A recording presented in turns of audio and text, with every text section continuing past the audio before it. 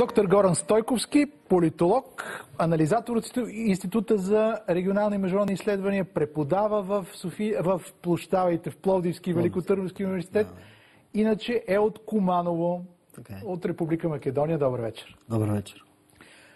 Там обаче разиграва ли се сега някаква голяма международна игра в Македония? Русия срещу Запада? За съжаление, да. Така е. По-голямата част от наблюдателите на случващото се там тълкуват изявленията на Руското външно министерство от сряда, тълкуват това изявление като заявка на Русия за завръщане на Балканите.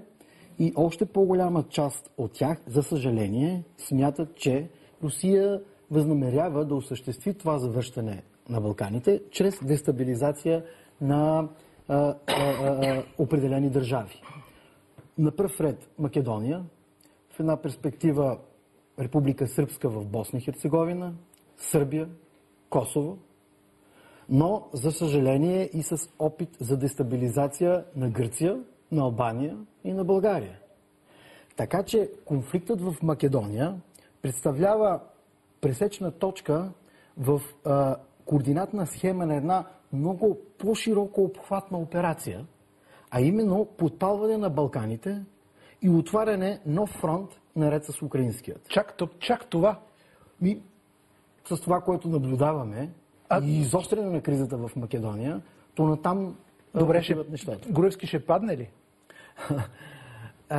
Възможно е актуалният премиер Никола Груевски да подаде оставка, но според мое скромно мнение това няма да е за добро.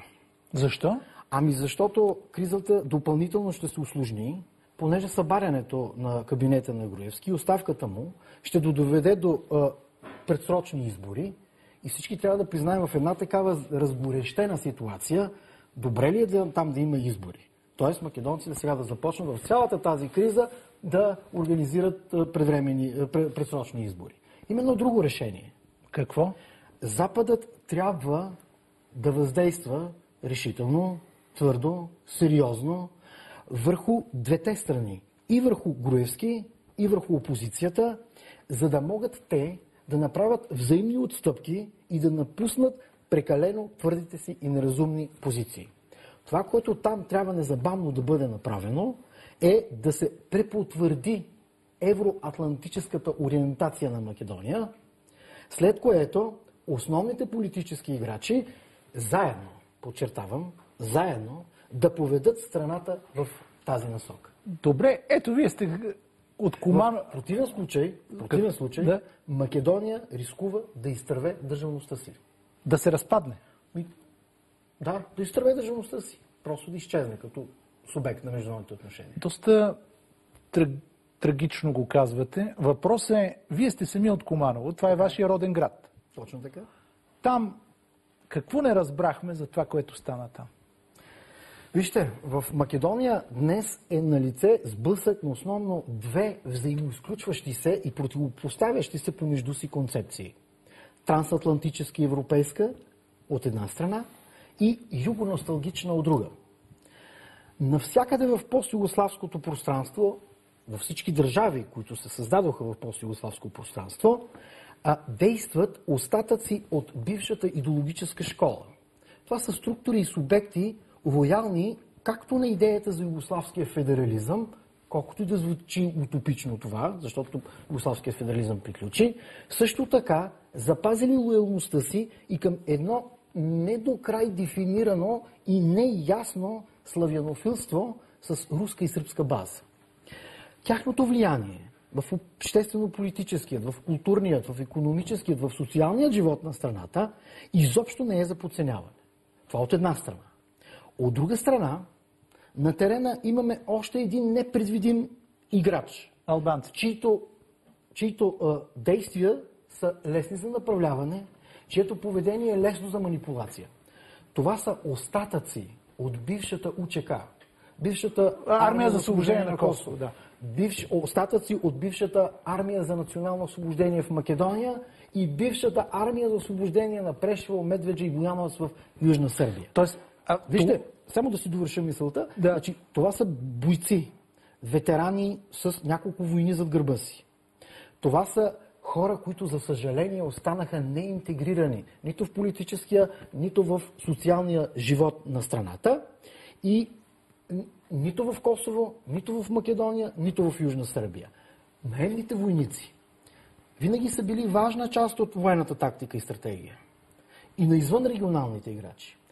Това на практика са свободни радикали, които хора не разбиращи от геополитика, но лесно фанатизиращи се, лесно увличащи се по радикални идеи и утопични идеологии, на които и престъпността не им е странно занимание. Питахте какво не видяхме, какво не разбрахме там.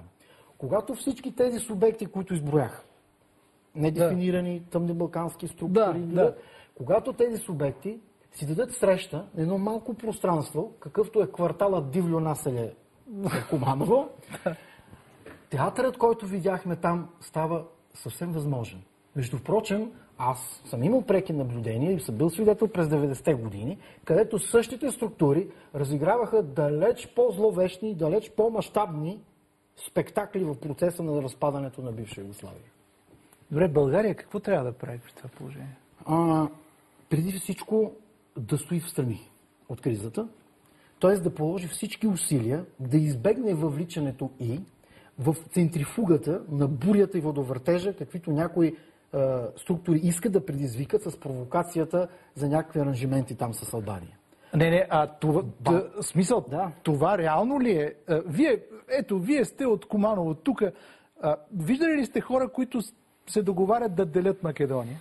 Абсолютно не. България е страна членка на трансатлантизма, на Обединена Европа и в това си качество тя няма интерес. Тя няма интерес от дестабилизация на този регион. Тъкмо обратното. Чисто българският национален интерес ще бъде напълно съхранен и напълно обслужен при една мирна, суверена и интегрирана Македония. Какво искате да кажете? Кратко, моля. Не само, че нямаме интерес.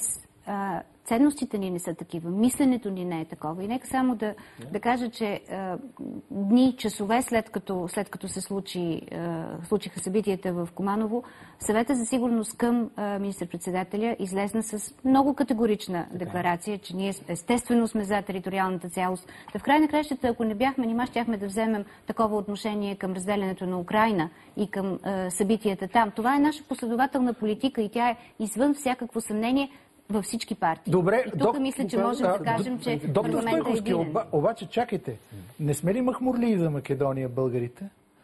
Чухте преди малко това. Мисля, че трябва да бъдем скептични относно правдоподобността на подобни тези. Съществува разлика между това, което се твърди и това, което е правдоподобно.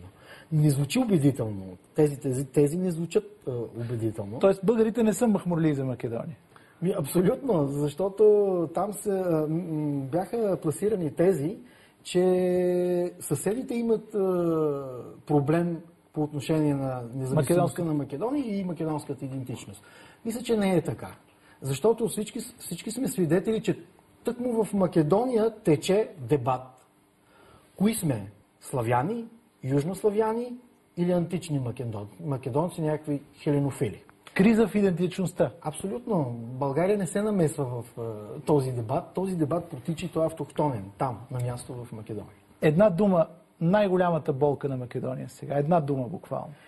Най-голямата болка на Македония се състои в това, че политическият елит там не може да постигне национален консенсус. Политически и национален консенсус.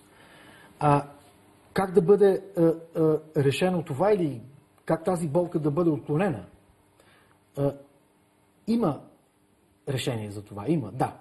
Интеграция на страната в трансатлантизма и Обединена Европа. Нищо друго няма да я спаси. Защото евроатлантизмът няма алтернатива. Добре. Още един глас от Македония. Един въпрос. Да. Ми стана любопитно. На какви факти почива тази конспиративна теория, че Русия предизвика политически Балканите на тези сблъсъци, че включително и в България цели политически кризи? Това е изключително пресилено, конспиративно, вероятно и невярно. Какви са фактите, на които почиват такова твърдение? За съжаление, всички бяхме свидетели, че Русия напоследък, в няколкото години назад, с поредица от външнополитическите се акции се компрометира като фактор, който участва в дестабилизация на държави и на региони. Федерализацията на Украйна, опитите за федерализация на Донецк, на Донбас, анексията на Крим. Питам ви за България.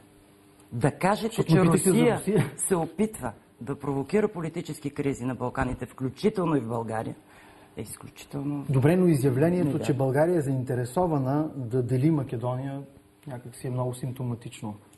И само заради това смятате, че те предизвикват политически кризи на Балканите. О, малко ли е да разделим една съвременна държава? Достатъчно е българската държава да излезе и да каже, че това не е вярно. Че ние не участваме преди това всъщност. Че ние не участваме в такива Дни договорки. преди това изявление имаше много категорично. Тя не го ли каза преди това, да, наистина. Да. И защо след това последва? След като България го е казала, защо трябва да твърдим, че Русия с такива конспиративни... Не ви ли е странно, че руски външен министър казва, че България... нестабилност на Балканите?